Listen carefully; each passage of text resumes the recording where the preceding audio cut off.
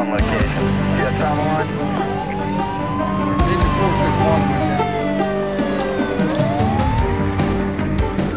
461 As an EMTB, you will respond to many types of emergencies. No two will be exactly the same. Auto accident, Route 18, west of Edison Road. Ambulance 25, engine 15 in place of engine 30.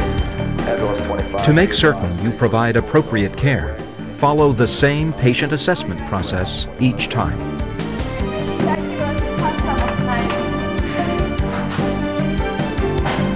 Ambulance 312 to communications, we're responding. There are 5 basic parts to patient assessment: scene size-up, initial assessment, focused history and physical exam, detailed physical exam, and ongoing assessment. By following this assessment process, you will provide the best possible care for any patient you encounter. You will receive important information from the dispatcher about the emergency. However, do not prejudge the situation. Begin the assessment process when you arrive on the scene. Patient assessment starts with a scene size-up. When you arrive, determine if the emergency scene is safe for you, the patient, and anyone else, even if other trained professionals are already on the scene. Dispatch ambulance 25 is on the scene. Copy that.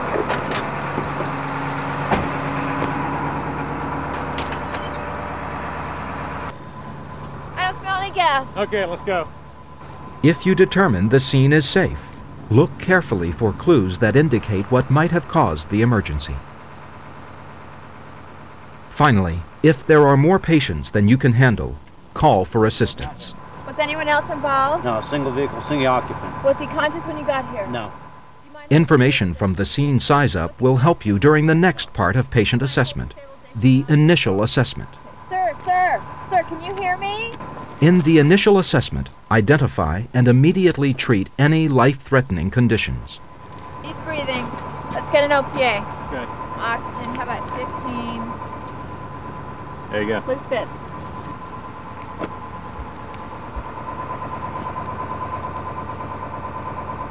He's got a carotid. Airway's clear, breathing's adequate. Let's get O2 going. How about 15 liters on a non-rebreather? Airway's still clear. Let me tell you. You're on.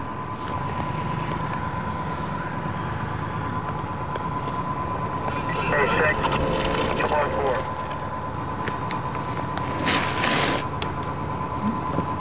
4. Forward station, that's all about him on 16. No obvious bleeding. The final part of the initial assessment is to determine any necessary treatment and the priority of patient transport. No obvious blood. I'll call and see if ALS is on the way. Once you've made an initial assessment, call for additional help if necessary. Dispatch ambulance 25. Go ahead, 25. We're on scene with a male ejected from a vehicle, approximately 25 years of age. He's unconscious, unresponsive, but he is breathing. Can I have an ETA on medic 15? Affirmative 25. ETA is 15 minutes. Copy that. Hey guys, I was in the area when I heard a call go out. Thought you might need some help. Hey, Bob, don't you ever go off duty? I would take The next part of patient assessment is the focused history and physical exam. The purpose is to obtain more information about the patient's condition without delaying transport. It's swelling to the left side of the forehead. Okay. Let's go ahead and get the collar on him. Okay. In the focused history and physical exam, interview the patient or any bystanders if possible. Do a rapid physical exam and get baseline vital signs. Lungs on. Contusion on the left side of the chest. Okay. Tubes appear to be intact. I'm going to go ahead with a set of vitals. Okay. Right arm's clear. During this part of patient assessment, focus your efforts only on actions that will stabilize or improve the patient's condition.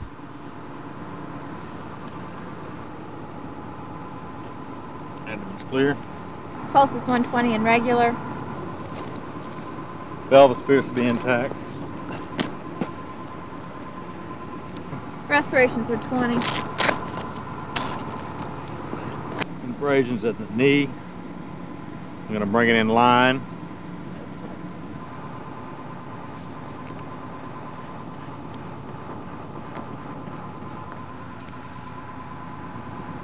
We have weak distal pulses on the left foot. Blood pressure's 104/72. Right leg and foot appears to be okay. Airway still okay. Left arm and hand appear to be okay. Right arm looks okay. I'll go ahead and get the board ready. Do not delay transportation to the hospital any longer than absolutely necessary.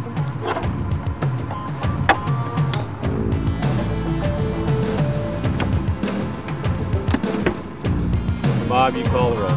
Roll on 3. Ready? 1, 2, 3, roll. Let's check his back. Back's clear. Okay, back on 3. Ready? 1, 2, 3, back.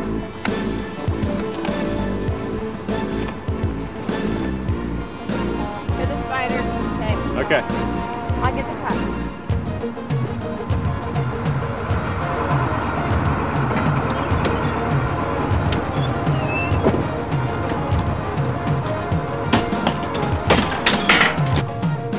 Your call, Bob. Okay. I'm ready. Cots here. The blanket over. Ollie. In every emergency, when moving a patient, be certain not to aggravate the patient's current condition or cause further injury. Strap. Ready? 1, 2, 3. Hup.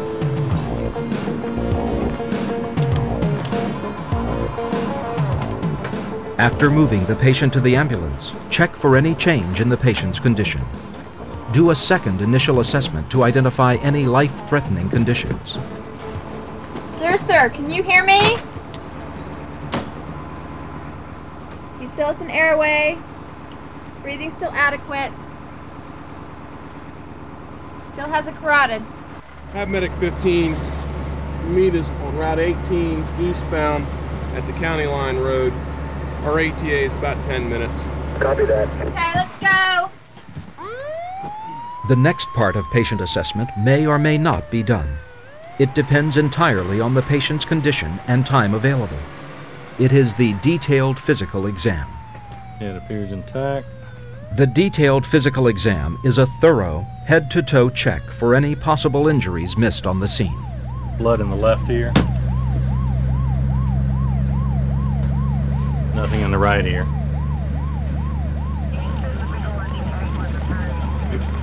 Left pupil's fixed and dilated. Right appears normal.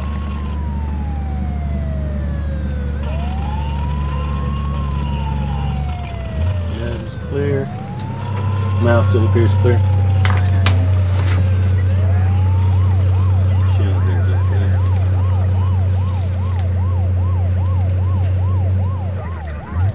No JVD. Shows intact. Got an abrasion in the left chest.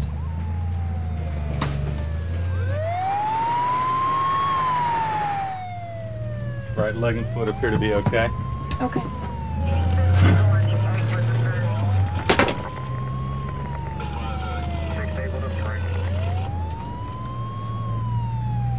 Left arm appears to be all right. Okay. Right arm and hand appears to be okay. Let's get another updated set of vitals. Okay. Remember, doing a detailed physical exam is never as important as monitoring a patient's ABCs and caring for life-threatening conditions. Pulse is 90, strong and regular. 90, strong and regular. The latest set of vitals are BP 110 by PALP, respiration 16, pulse 90. At any moment, a patient's condition may change. Your ongoing assessment will help identify changes in status. It is the final part of the patient assessment process. During the ongoing assessment, repeat the initial assessment, check vital signs, do another focused assessment, checking areas you already identified as a problem or injury, and finally, check any interventions you began. We'll advise you of any changes. Do you have any further orders? Reassess the patient's condition at least every 5 minutes for an unstable patient and at least every 15 minutes for a stable patient. His respirations are down to 8. Let's bag him.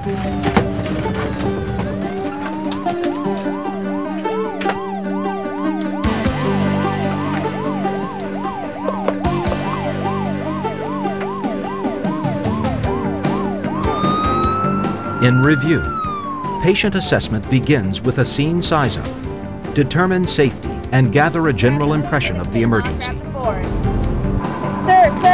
Sir, can you hear me? Scene size-up is followed by an initial assessment. Look for life-threatening conditions and decide how soon to transport the patient. He's breathing. Let's get an OPA. Let's go ahead and get the collar on. A focused history and physical exam is next. This part of your assessment must be adapted to the patient's condition.